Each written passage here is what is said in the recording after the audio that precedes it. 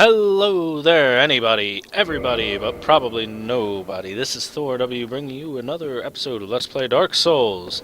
When we last left off, we went about halfway or so through the Duke's archives. We saw that Seathe the Scaleless is all but unkillable. Yes, he kicked our ass. We could not hurt him. Any damage we did was quickly healed up, and Seathe made short work of us.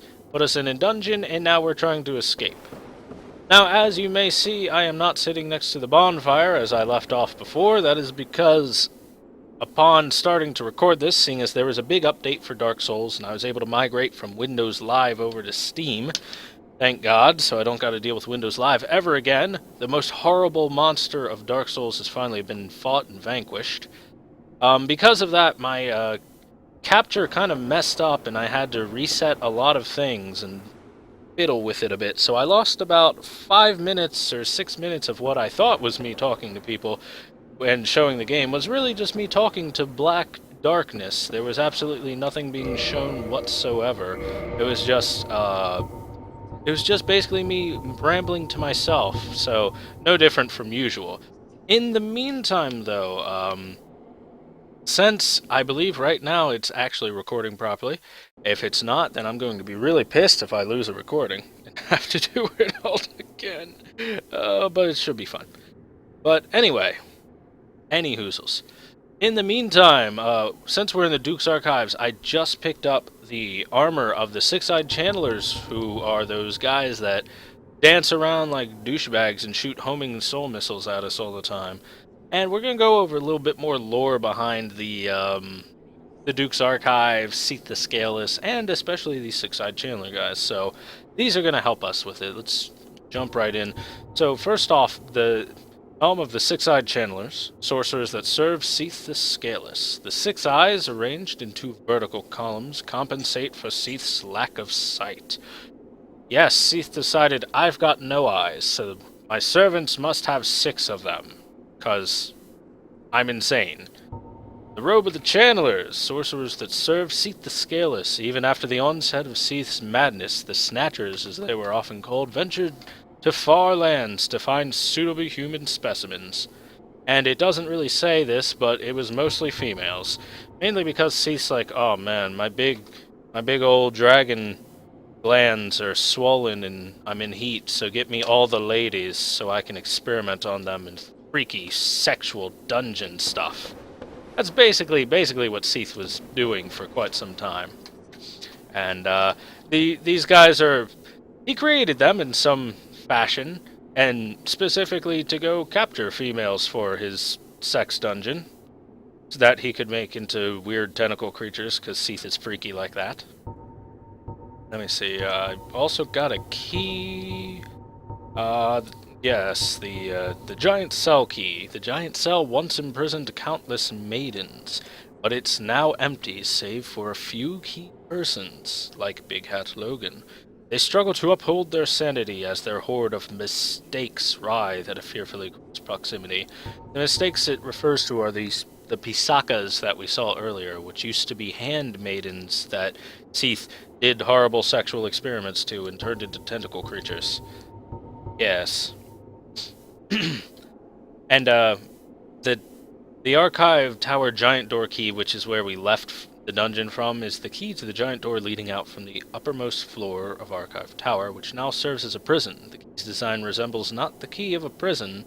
Indeed, the tower was once no prison at all, but a trove of precious tomes, which goes to show that hundreds of years ago, maybe thousands of years ago, something like that, Seathe wasn't entirely insane. He was just, just a dragon. And he was like, oh man, I'm gonna write all these books, I'm gonna research a bunch of stuff, and I'm gonna try to... I wasn't born with scales, so I'm not immortal like the rest of the dragons are. Maybe I can become immortal somehow. And that research and drive kind of made him insane. And eventually that went ahead and eventually, because of all that, Seathe became the douchebag that we know he is today. The big dragon that's all like, throw him in the dungeon! We'll do sexual experiments to him later. Oh, don't get grabbed. No, Mimic. Yo, stop with the grab attack, dude. Circle straight. That was the hardest fight against a mimic so far in this playthrough. Where are you gonna drop me? The enchanted falchion. No biggie. Yeah. Oh. Bloodlet. I think there was a room over here that I missed too, so I'm gonna go check that out real quick. So, some background information on the Duke's Archives itself. As the flavor text from the key gave us, it was once really not any sort of prison. It was just a big archive house. You are a normal chest, where a bunch of knowledge was stored, and I don't know if it was that way prior to Seathe getting it, but I'd imagine so, because look at these books. These books are tiny. You saw Seathe earlier. Seathe is freaking massive. Like, Seathe can't even fit in this room. Obviously, it was not designed for him. So, Seathe was kind of given this place, and Seathe's like, alright, cool, whatever. I can read the books or whatever and research stuff. And he was happy with that. And then he, over the years and centuries of, man, how do I become immortal? I want to be immortal, all-powerful, and all that stuff. Over a long time of that happening, Seathe eventually went crazy. Now I'm kind of repeating myself a little bit, but, you know, I mean, kind of goes to show that just jealousy towards... The guy clipping through the wall there, is that what I saw? Or is that a weird shadow? That weird lighting? I don't know. It just goes to show that over many centuries, even dragons and gods or whatever can go insane. And Seathe himself, I'm not sure what his level of non-immortality is without his scales. I don't know if that means that he just dies to mortal wounds easily, or if that means that he's not immortal to the point of he would die of old age at some point in time, because he still seems to be around. I mean, that hasn't happened. He hasn't died of old age anytime recently. He's still slithering around on his weird tentacle legs. Hi there. You imprisoning someone, or is that going to be another gold golem? I forget around these parts. Gotta be a little careful with these things. They hit like trucks if you get hit. Oh. I thought that thrust would have finished it. So really, it's a little bit ambiguous as to what level of non-immortality Seathe had. Because, judging by the fact that he is still around, and it's been... Like, it has said that it has been centuries since Lord Gwyn's reign, since the Age of Fire began and all that. At the very minimum, if not like 1,000+ years. Why is this wall different? It makes no sense why this wall is different. Like, everything else is large cement bricks and whatever, and then we've got this fucking, like, small, tiny-ass bricks, almost cobblestone-like. Like, what is that? What is that? Why is it the only thing that's different? Is it... I don't know. Makes no sense architecturally. Damn it, FromSoft. Do your research. So, it's kind of odd how Seathe's like, I'm not immortal enough. I've lived for, like, hundreds, if not thousands of years. I need to be more immortal. Hey, why don't you guys group up so I can do this? Oh, hey now. Don't do that. You're getting burned by lava.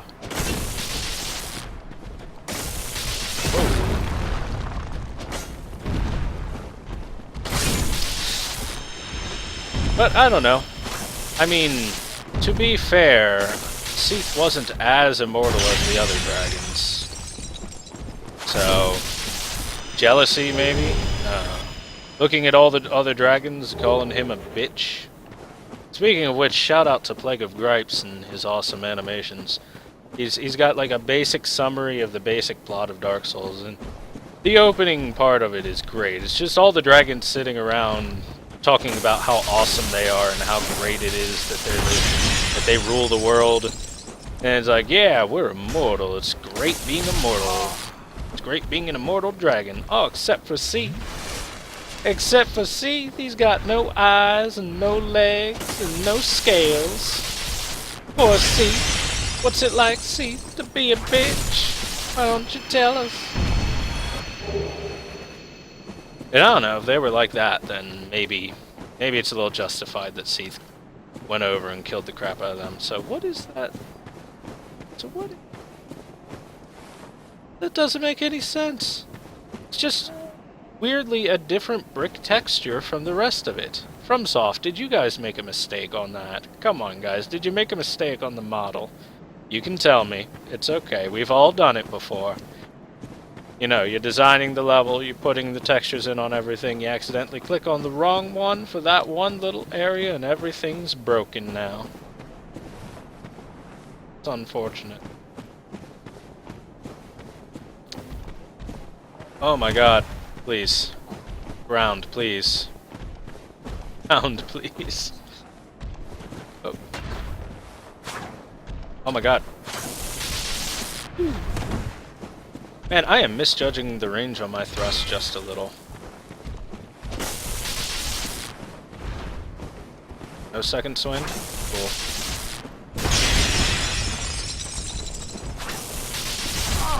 Ow! How did that hit? I guess that goes like past where my shield area is. Past the area where I'm blocking, so whatever. Okay, the crystalline set. I guess we'll take a quick little looky-loo at that. Should be down here somewhere. Maybe not. Maybe it's higher than I thought it was. Okay, crystalline helm. Worn by a hollowed knight who is partially crystallized. The power of the crystal grants high defense, and that's pretty much all it's going to say about that. Basically, the way crystallization equipment works is that it grants it extremely good stat increases and everything like that, at the cost of lowering its durability greatly and making it so it cannot be repaired. So it's like a single-use, really good set of equipment that you can have, especially weapons. The crystal weapons are really strong. But the fact that... Oh, god damn it. The fact that you can't repair them means that they're really bad for playing through, but they're great for, like, PvP and stuff.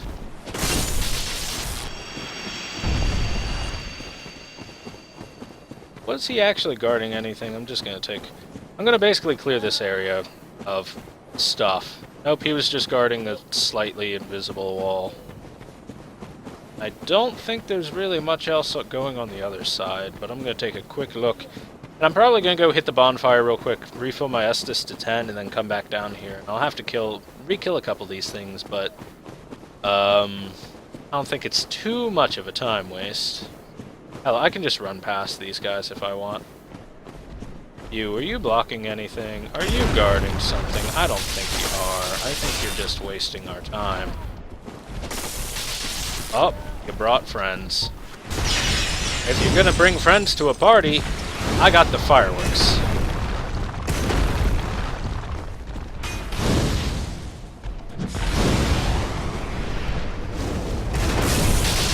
Got him. Well, they couldn't handle the fireworks. I don't think there's anything back in this little corner. That guy was just there to be a dick. Okay, so I'm gonna go refill my Estus, basically. I don't really care about my casts that much, but they'll be helpful as well. Everything in the Duke's Archives and the next area, the Crystalline Caves, especially including Seathe, is highly resistant to normal magic. So, so if you're playing a mage, then basically fuck you, is what FromSoft said for this area. Unless you're, like, really heavy on the int build that you're going for. Endurance, I could go point strength, and that wouldn't be too bad.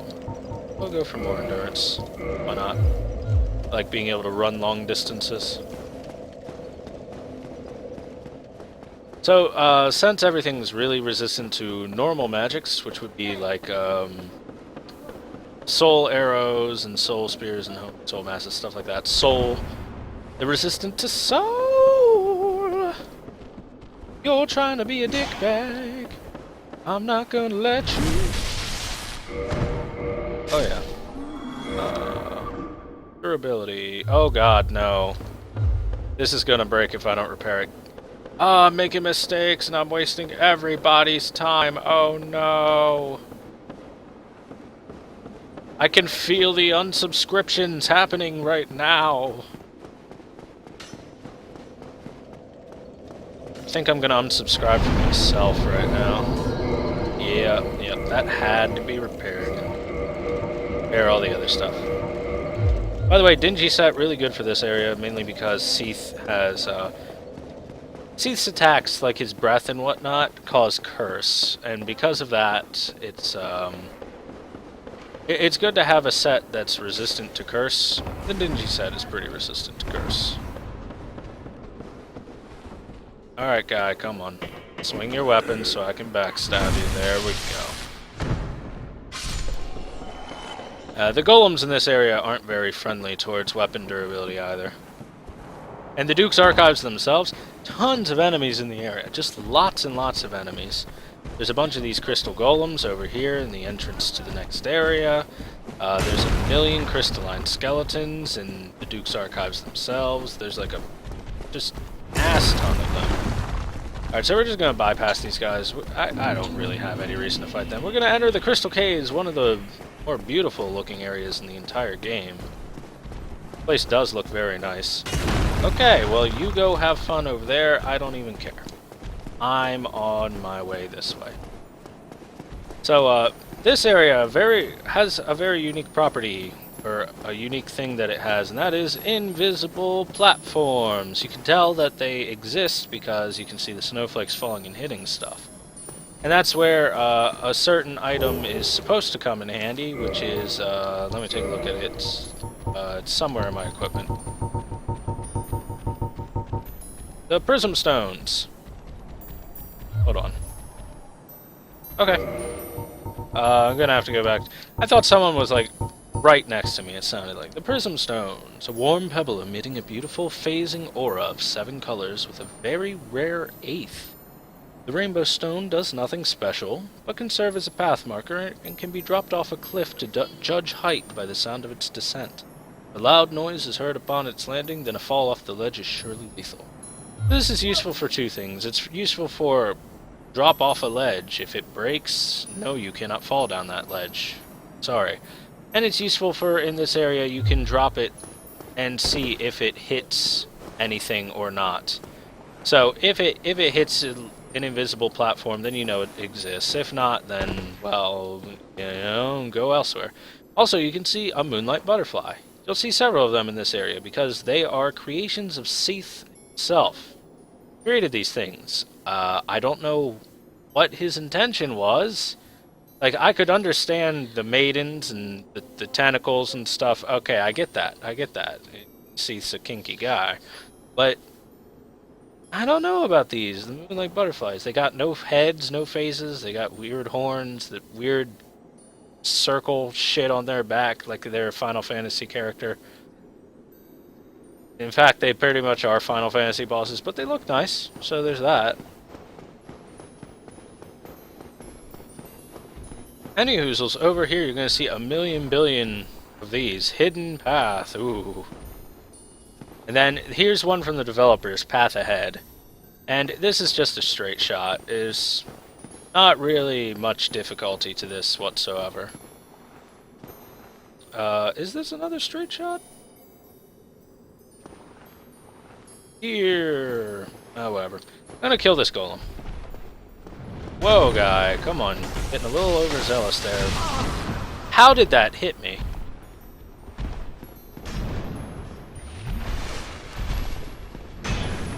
Don't knock me off, bro. That would be really rude.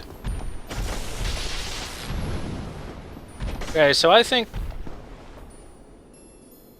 Okay, I guess that's a better strategy. I was gonna say I think my strategy here is just gonna be not get hit ever, but instead it turned into the strategy of watch him jump off the edge and kill himself like an idiot. I like that strategy just a little bit better. It's funnier. And we can drop down here right above this. Imminent fall. Imminent fall. Okay, one from the developers, one from a person. There's a cave back here where you'll find some crystal lizards. If you turn around immediately, the second you drop down, they start scurrying away. Yeah, go for them if you want, or not. And then we can just run down here. This is straight shot. There's like, you can see all these orange things. The invisible pathways are actually rather large. It's pretty difficult to actually fall off of them once you're on. And, they don't really do anything very interesting or magical with them. They're just a couple of straight runs. Hell of a hero, not bad. So, kind of a wasted mechanic. It's kind of like 3-4 straight pathways that you can walk down. There's more back there that I could go through for a couple of other items, but there's not a whole lot of variance. And once again, look, more moonlight butterflies. They look nice. They do. I mean, I really love the look of the Crystal Cave. This place looks freaking awesome. I wish there was more involvement with the area, but there's really not a lot going on here. I mean, there's a few items, there's some lizards back there, and then there's some giant clams over here that we're about to face, which are really annoying-ass enemies. The crystals look great. I mean, texture-wise, lighting, everything looks really good here. Alright, so that clam sees me. See, look at him. Look at him. He's scurrying over. He's like, I'm gonna put my big clam shell on you. Okay, yep. Alright. Thank you for that. He recovered way fucking fast. Like, he instant recovered out of his attack. And then beat my ass in. Okay, we'll do the run one more time, and if I die again, I'm gonna start cutting things. Cut them. Cut them like I'm playing Pokemon, and it's a weak-ass little tree that needs to be cut down. Let's go. Oh, by the way, guys, anytime you fall off an edge or something, just hit your roll key. Roll button, whatever it happens to be. And, just as you're hitting the ground, and it'll recover you way faster. Speed things up. If not, you have to go through this, oh no, I hurt my ankles animation.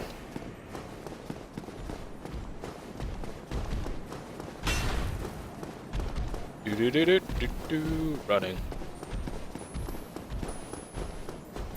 There's a drop I could have done over there to skip over some stuff too. I'm not mega familiar with some of the drops in this area. Like, I know a lot of the skips. Oh, cool, someone just, kindled their bonfire nearby. Gonna drop down here, buddy? I saw your shadow. Anyway, I'm not mega familiar with all of the skips in Dark Souls and the exact positioning for everything, but I know a fair amount of them. As you can see, that crystal golem that was here earlier is gone for good. I might as well show these little lizards off. Lizards!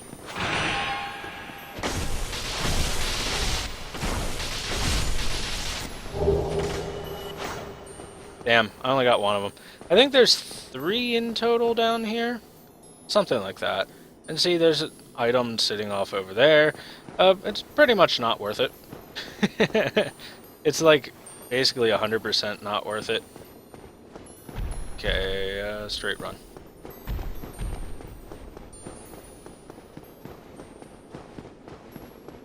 But yeah, the run's really not too far from the bonfire, so no big deal in dying. I'm gonna be a little bit more careful around the clams. The clams are really strong, really strong. They're really easy to die to if they start getting good hits off on you. They're really annoying enemies. They're actually like weirdly powerful enemies. Like, look at that shit. Look how fast that thing recovered. That's a grab. Don't get grabbed. The grab from the clams is kind of really deadly. Get behind it. Some good slashes in. I think I can just hit stun through it. Because I have lightning enchantment. Oh yeah, I forgot I could do that against these guys. And here's the worst part about the clams, the most difficult part, is their bodies stay and they take up this big, huge area and you can lose yourself inside of them. Okay, there's a clam over here to kill. Alright, so we want you to attack real quick. And then I'm just going to start swinging for the fences. Okay, so if I two-hand my weapon, then these guys are a joke. Good. Otherwise, they're really annoying. Look at that!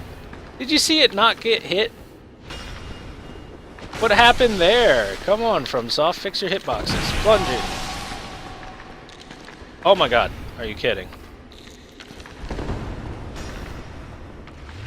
I'm lost in the clam body! Oof.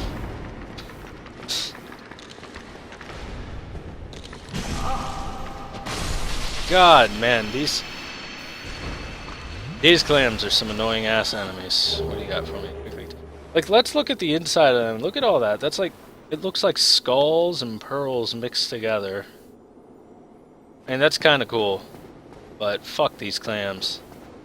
Fuck these clams, man. Yeah, what's my equipment? Gold serpent ring. Alright, I'll keep it for the clams and then I'm gonna switch it over. Alright, I don't want more than one clam. Just one clam, please. Oh, I think I aggroed two. Yeah, I did. Alright, guys. It's, we're gonna roast some clams today. We're gonna roast some clams. That should kill that one.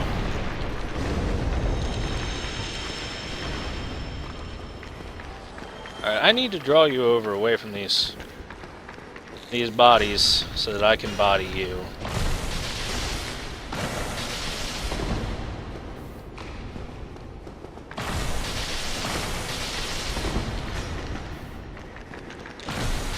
Stunned.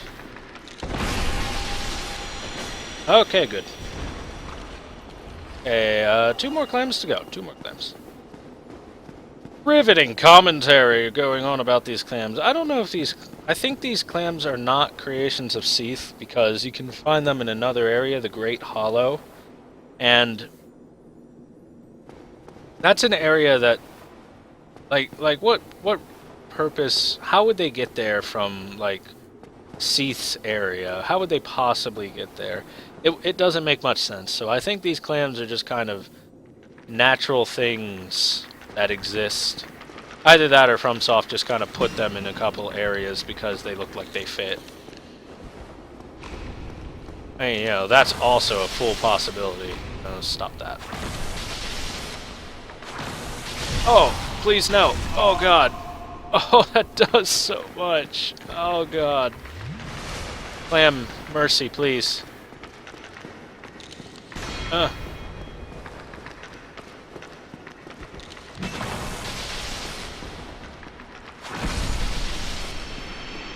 Who would have thought the most difficult enemy in this entire area was going to be fucking clams? Alright, one more. See if I can sneak up on it nice and carefully. And then leap strike!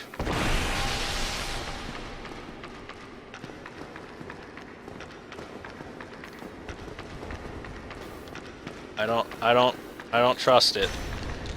See, it's gonna do that. That shit really hurts, man. Come on. No! Stop, please. Mercy.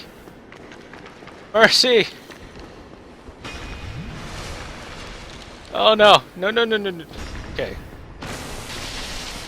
These fucking clams can suck the biggest, fattest phallus that they can find. You thought I was gonna say dick, but no, phallus.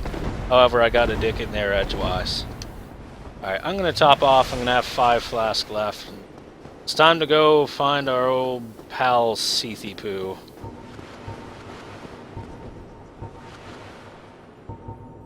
You can unequip that. There's no...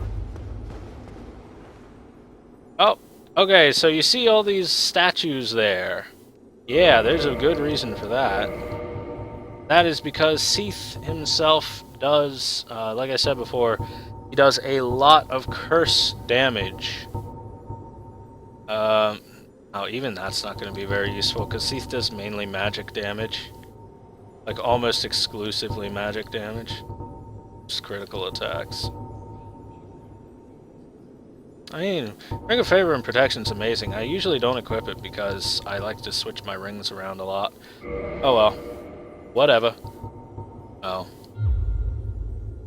Okay, anyway, anytime that someone dies to curse, they leave behind these statues. That means these people were wearing the wrong equipment. Alright, so let's watch this really silly-ass cutscene.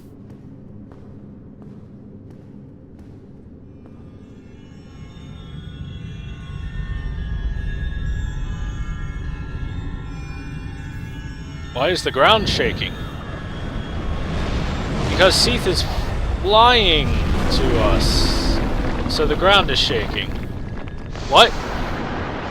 It makes perfect sense! Alright, you blind son of a bitch. I'm gonna break your shit crystal. Take that. Now you're not immortal. So that's the main mechanic of this fight, is you have to break his shit crystal. Otherwise, Seathe is immortal and can't die, as he was before. Oh god, the frame rate.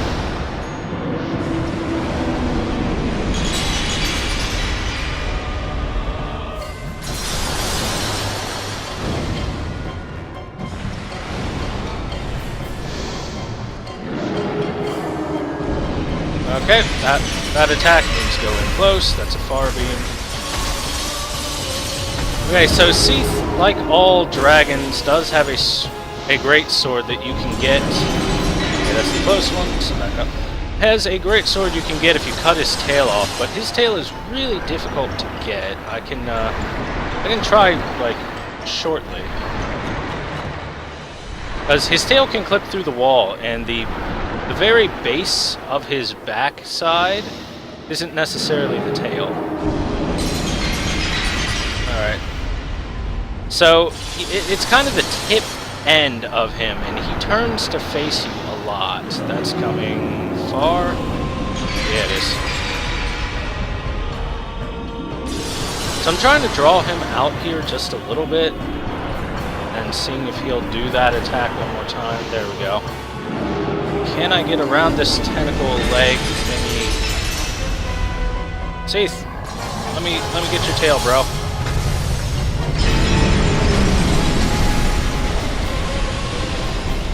Okay, he just did his essentially most devastating attack. I shouldn't have Estus, because it did like nothing to me because I was on the other side of him. Alright, come on, do your long range breath. Okay, I gotta make him turn. I'm trying to get the tail. I'm really trying. Oh, there we go. Come on, come on. Oh, it's so hard to get his tail. Okay, there's another breath attack. So Seathe himself, pretty damn easy fight.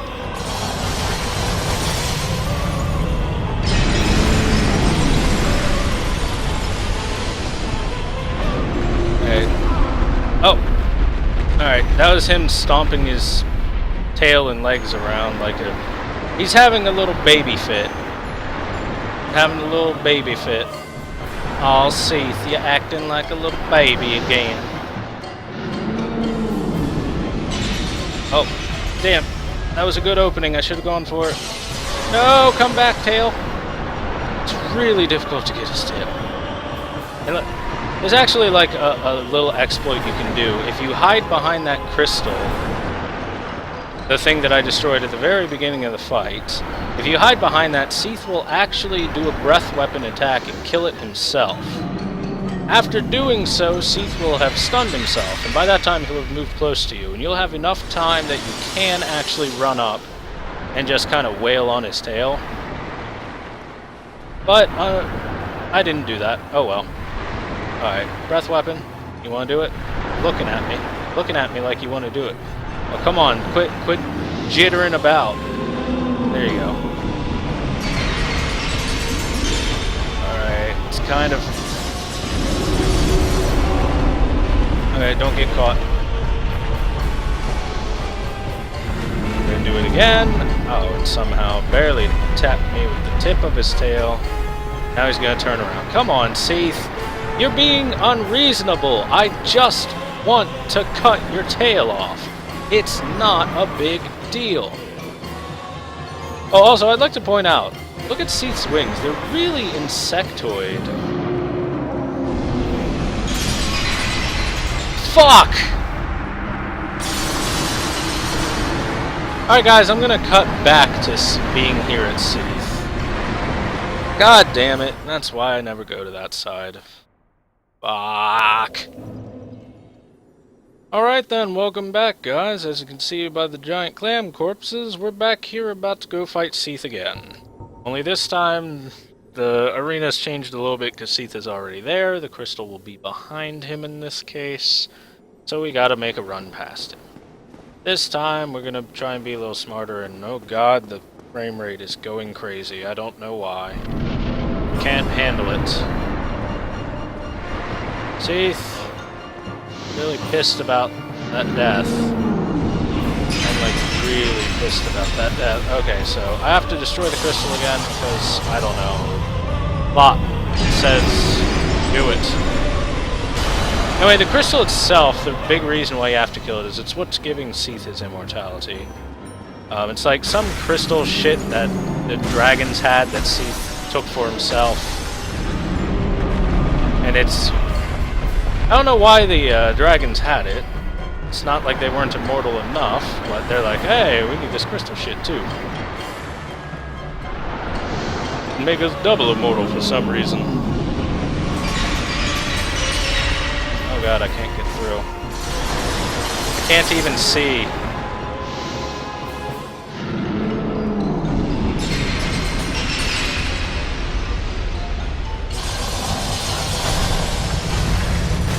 Drop your tail!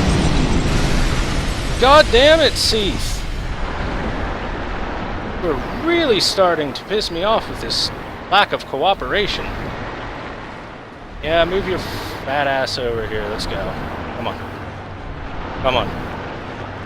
Come on. Shoot a beam. There you go. You do that while I go hack at your tail a bit more. Damn it. Alright, come on.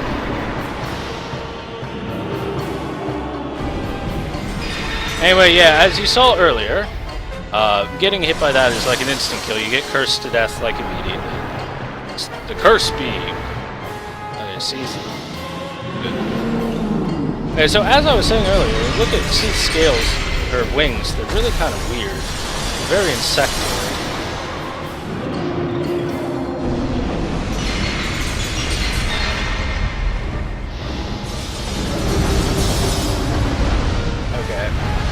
I need to fix the camera angle a bit. I'm getting hit by really dumb stuff. Anyway, his wings are really insectoid, which, I mean, as a color palette and as a design choice, it looks really cool, but it doesn't make much sense. Like, Seathe's entire being and look doesn't make much sense. Okay. Yup, do that. And smack it down. 2, 3, 4. Oh, come on, you fuck! I just want your tail! Don't make me kill you without taking your tail! I swear to God, man!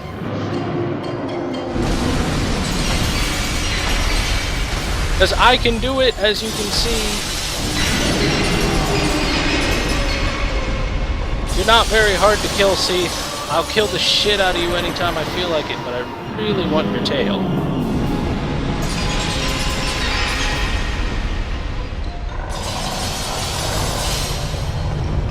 Okay, so he's doing the big explosion around himself. Wow, the frame rate just died there. Let me buy your weird leg. Come on, man.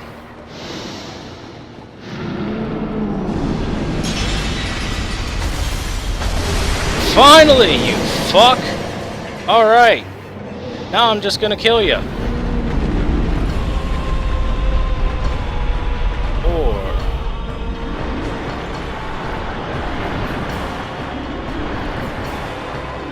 Alright, come on, man. Come on, Seathe. Come on, Seathe, do an attack. Do an attack, buddy. You know you want to breathe, use your breath weapon against me, like right now. Come on. Come on, breathe your long-range breath again. Do something, you fuck. Come on already. Just sit there. Like a lump. Oh, look at him. He's stupid. Seathe, you've gone stupid in your old age. Look at you. You got Alzheimer's. You can't even find me anymore. Here, let me run around for you. I'll make some noise. Hey! Hey, buddy. There you go.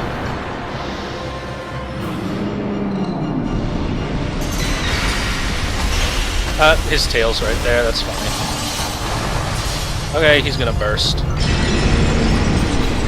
That looked cool. That looked really cool. That was like an action movie scene.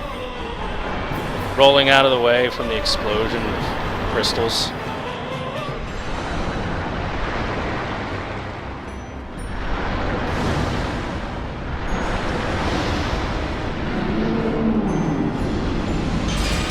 Whoa now. Alright, so now I'm just gonna throw fireballs at him until he dies at this point, because he's basically, I mean, look at him. Look at the poor guy. He's missing the tip of his tail. He's got no scales. He doesn't have his immortal crystal shit anymore. I mean, Seathe is a pretty sad existence now. Holy crap, those are some big crystals over there. Oh, I'm not hitting him. I'm not close enough.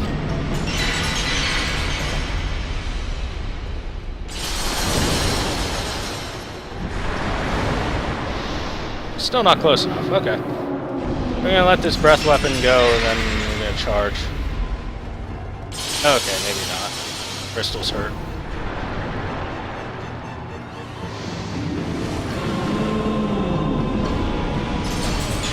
Alright, so I'm playing like a pussy right now. I'm sorry for wasting everyone's time for this past couple minutes.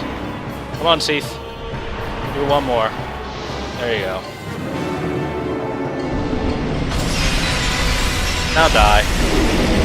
I wanted to kill him with fire, but I mean, you know. Whatever. And we get a bequeathed Lord Soul Shard, and we get to play with Seathe's little tail if we want to. Yeah.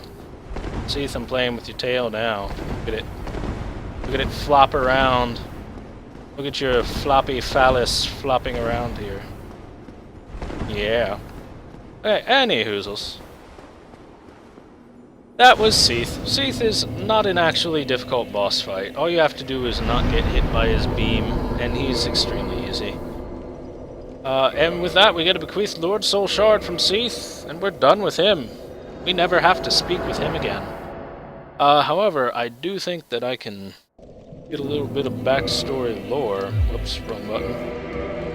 If I take a look at that one. Soul of Seathe the Scaleless. Soul of the albino Seathe the Scaleless, a fragment of a Lord's soul discovered at the dawn of the Age of Fire. Seathe allied with Lord Gwyn and turned upon the dragons. This he was awarded dukedom, embraced by the royalty, and given a fragment of a great soul. Although just a piece, it will satiate the Lord Vessel. So yeah, because Seathe basically won the war between what humans would consider the gods, the ones possessing the Lord souls, and the souls of light and everything. Because Seathe basically won that war for them by telling the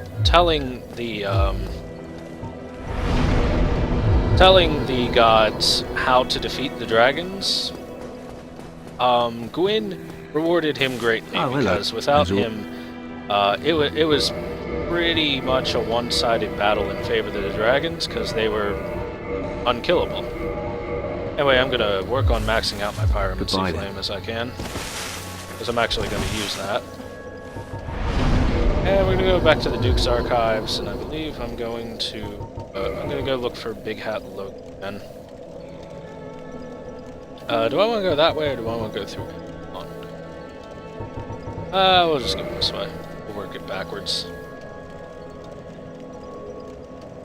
Yeah, sure. Because I don't think Logan worked his way out of it on his own. We're gonna find out.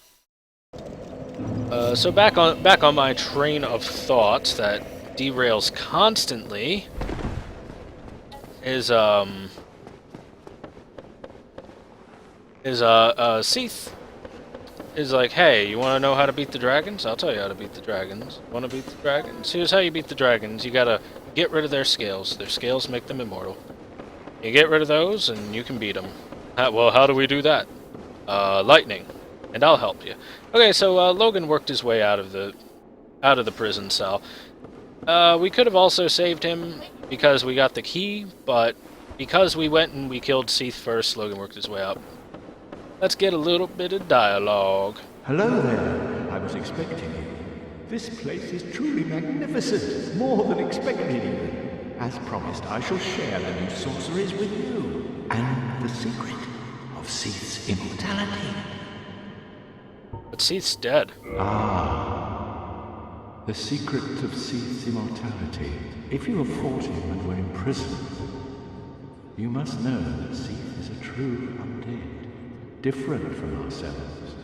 His wounds close promptly, and no mortal blow affects him, granting Soft made a mistake, just watch. His wounds close promptly, and no mortal blow affects him, granting true insulation from death. It is an effect of the primordial crystal, a sacred treasure pillaged by Seathe when he turned upon the ancient dragons. So only by destroying the primordial crystal can you so much as scratch his hide. And it so happens, the primordial crystal is in the inner garden of these very archives, the Crystal Forest. The tomes stored in these archives are truly magnificent, a great pool of knowledge, the fruits of superior wisdom and an unquenchable desire for the truth. Some would say Seathe had an unsound fixation, but his work is a beautiful, invaluable resource. All progress demands sacrifice, and I certainly bear no antipathy for that wonderful, scaleless beast. But it's I can't remember death. The undead.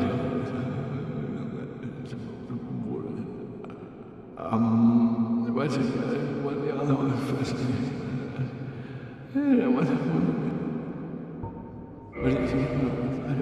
Right. So, Logan is deep in his studies of the archives in the Duke's archives. And as you can tell from his dialogue, he was the guy that was supposed to tell you how to defeat Seathe. Because you're supposed to let him go earlier, and then you go sit at a bonfire, you come back, and he's sitting here. He's like, oh, hello. But, that's a really long backtracking trip from the point of the bonfire over here and the area where you get the key back to where Logan is. So a lot of players, myself included, just found out, hey, that big glowing crystal thing that you see in the cutscene, hit it, break it, and now you can fight Seathe. Ah, wow, what a mystery. Because, you know, there's very little mechanic behind it other than that. It was kind of a lazy mechanic behind Seathe's immortality. Having the crystal give him immortality, I'm fine behind, but having it just kind of sitting there and, you know, breakable by one hit, like not only breakable by Seathe or anything like that, you can hit it with a bow and arrow and it snap open, but whatever. Anyway, as for Big Hat Logan himself, he has resolved himself to sit in here and study everything in the archives, and he can share a bunch of new stuff. You really are very diligent.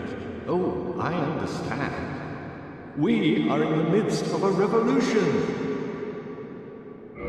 So now he sells, okay, so Great Soul Arrow, Heavy Soul Arrow, Great Heavy Soul Arrow. These are already available, Homing Soul Mass, Soul Spear. everything here is so far available, but now he has crystal versions of them.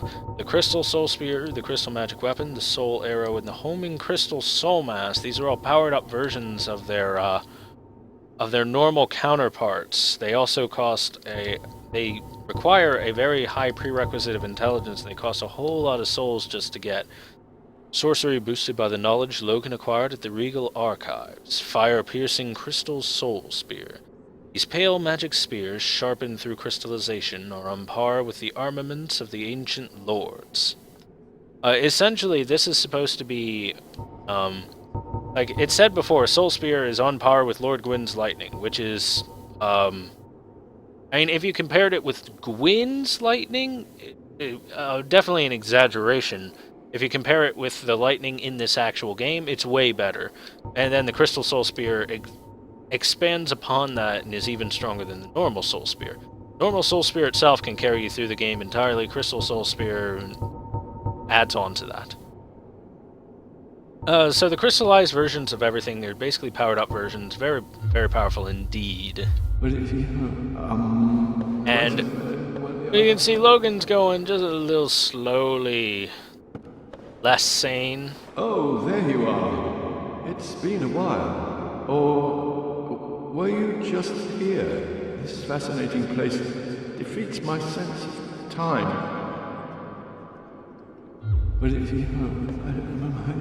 Well, good luck with that, Logan. Don't pull a Seathe. Don't pull a Seathe and go crazy and everything while here in the Duke's Archives. So Logan's gonna go crazy here in the Duke's Archives, and there's not much we can do about it. The way that works is if you buy all of the sorceries that he has to teach you, he has nothing more to offer, then he will go... And he's like in love with Seathe. And by in love, I don't mean he admires him. He like wants to be Seathe, wants to be inside of Seathe, and do all that sexual things. I think something happened to him while he was in that dungeon and he really liked it. And he just wants to recapture that moment. But unfortunately we have killed Seathe, so that's not really going to happen. I'm sorry, Logan, you can't have any sexual dragon relationships anymore. Sexual dragon, that's probably some sex position. It sounds like it. So now Logan is sitting in there studying a bunch of those archives and stuff, and after you buy everything from him, he will go to the chamber where you originally fought Seathe, and by fought I mean got completely slaughtered by, before you were sent to the prison. He will get completely nude, other than his big hat, and he will attack you on sight. Say, stay away from my research, and all that stuff. Like the crazy guy that he turned out to be. Right, those guys are gone.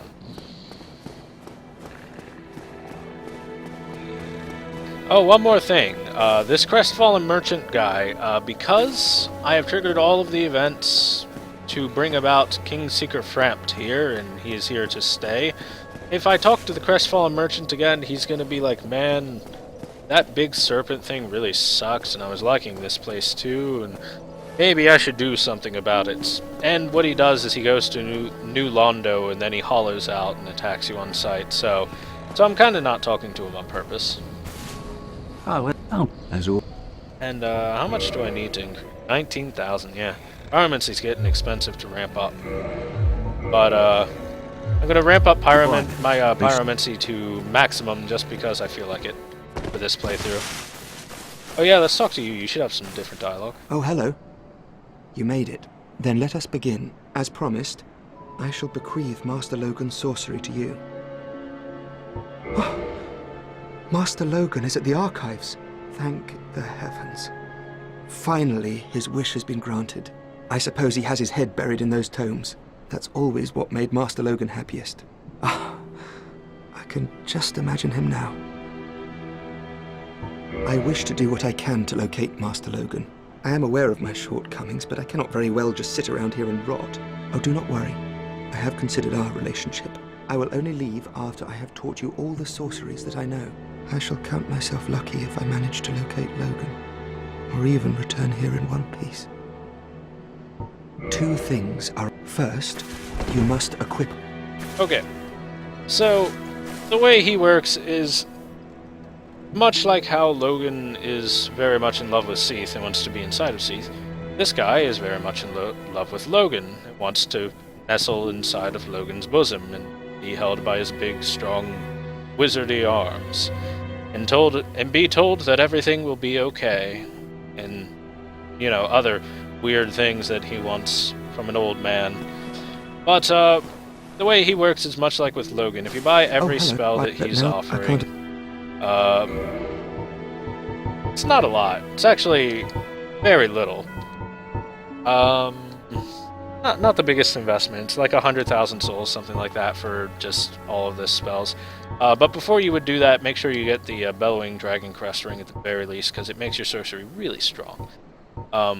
Once you've bought all of his spells, he will leave and he will go hollow out somewhere else. I forget exactly what it is, but it's down some narrow hallway where he sits at the back shooting soul arrows at you like an asshole. So, yeah. Maybe we'll do that later. Maybe we'll deal with him. But I believe that's going to call it for an episode. We finished up the Duke's Archives, and we killed Seathe the Scaleless, and we got his freaking greatsword. Oh, before we leave, let's look at that stupid greatsword that I took so goddamn long and was so freaking adamant at getting, and god damn it, I hate getting the freaking Seathe greatsword, the Moonlight Greatsword. However, it's pretty cool. Alright, so its attacks do not do physical attacks. It does magic attacks as an opposition.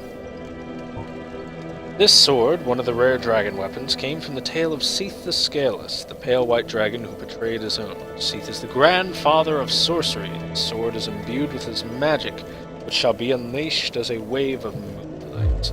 So let's go ahead and we'll take a quick look at what that looks like. Unleashing it. Yeah. Alright, so I can't really swing it because I don't have the proper stats for it. What are the stats? I need 16 strength and it's 28 int to use it properly. But one thing you can do is the big R2 shoots a long-range blast out, but it costs durability. However, that move itself, if you are doing an int build, is extremely powerful. But yeah, see, look, it costs quite a lot of durability just to do that 2 times. So if you're doing an int build, that shot is very, very strong, and it's actually relatively worth picking up the Moonlight Greatsword and going through all that trouble just for that big R2 swing and the blast that it shoots out. Oh, wow. You leaped pretty far. Here, guy. Oh, whoops. I keep forgetting that the jump attack on this weapon is kind of garbage.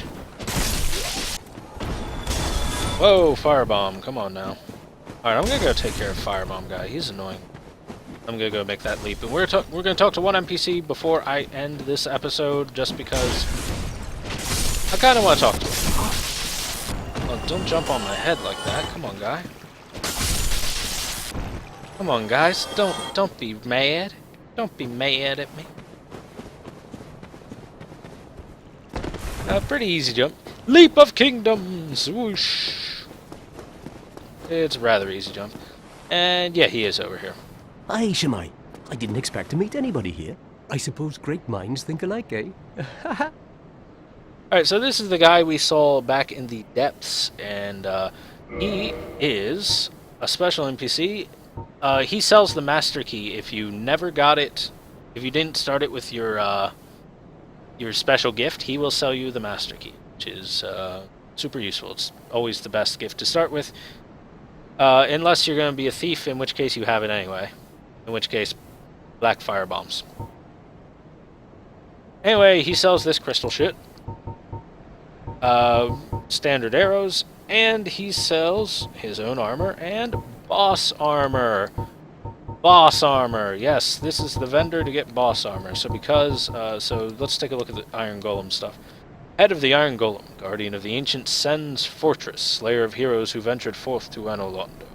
Without its core, it is a mere hunk of iron, equipped as solid protective gear, but its immense weight hinders stamina recovery. Along with the Golem armor. And I believe it's going to say, yeah, the same thing for everything. But the weight of these things is pretty immense. The Golem armor itself, 16.4. That is very heavy for a set of armor. But it looks cool. It does certainly look cool. And then here's the Smo's equipment. If we killed Giant Ornstein, Smo first and Ornstein second, we would have Ornstein's equipment here, which is actually cooler. But hey, it's not bad. Helm of Smo, the Executioner, protector of the cathedral at the Forsaken City of Anolondo. It offers extremely high defense and can be worn by humans, but not without great difficulty. So yeah. This is also a very heavy set of armor. I mean, 17.6, 10.4, 10.4, yeah. But, it lets you look like Smo if that's your thing. And it offers very good defensive protection. It's actually rather nice. I'm afraid I don't see anything here. Well, that is a shame then. But no matter. No, not to worry. Come back again. I'm always available. Not every trade was meant to be. There'll be more in store for us. Someday. Sometime. Alright, so this dude's pretty cool. He's actually a pretty cool merchant NPC. And I like that they have that in the game, that, you know, the bosses can't drop equipment, but you can buy their equipment from this dude who gets his hands on it God knows how. But, whatever. Anyway, guys, thank you very much for watching. That's going to be the end of this episode. Oh, I know, everyone's sad to see me go. I'm such a wealth of Dark Souls knowledge. Not really. There are people that are way smarter than me at this stuff. But I'm hoping that I'm pretty fun. Hey, guy, how you doing? Okay, just disappear on me like every other person in my life. Anyway, when we next come back, we're either going to go for one of the other Lord Soul Shards, I would probably go for Gravelord Nito next, before heading off to the Bed of Chaos area. Or we're going to go back into Ulusil, go back through time. And I think that's probably where we're going to go. So thanks for watching, guys. We're going to go back to Ulusil next time. Goodbye-bye!